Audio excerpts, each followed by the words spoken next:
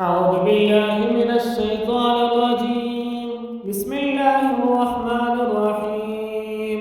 إن الذين آمنوا والذين هادوا والنصارى والصابئين من آمن بالله واليوم الآخر وعمل صالحا فلهم أجرهم عند ربهم ولا خوف عليهم ولا هم يحزنون.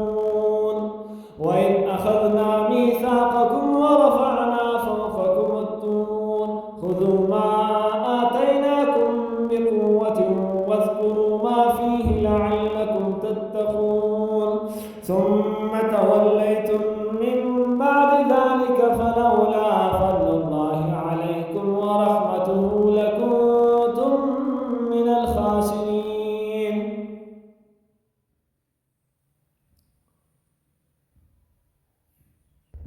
ولقد علمتم الذين اعتدوا منكم في السبت فقلنا لهم كونوا قردة خاسئين فجعلناها نكالا لما بين يديها وما خلفها وموعظة للمتقين.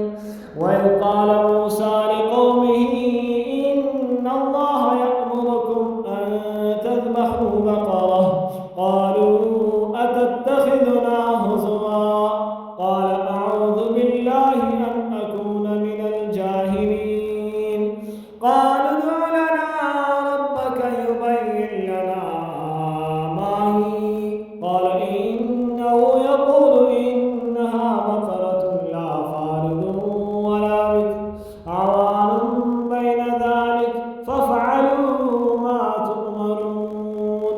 قالوا ادع لنا ربك يبين لنا ما لونها قال إنه يقول إنها بقرة صفراء فاقع لونها تسر الناظرين.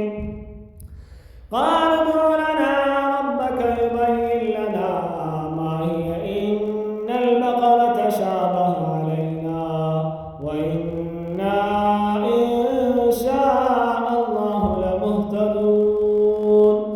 قال إنه يقول إنها بقرة لا ذلول تثير الأرض ولا تسقي الحرث مسلمة لا شية فيها.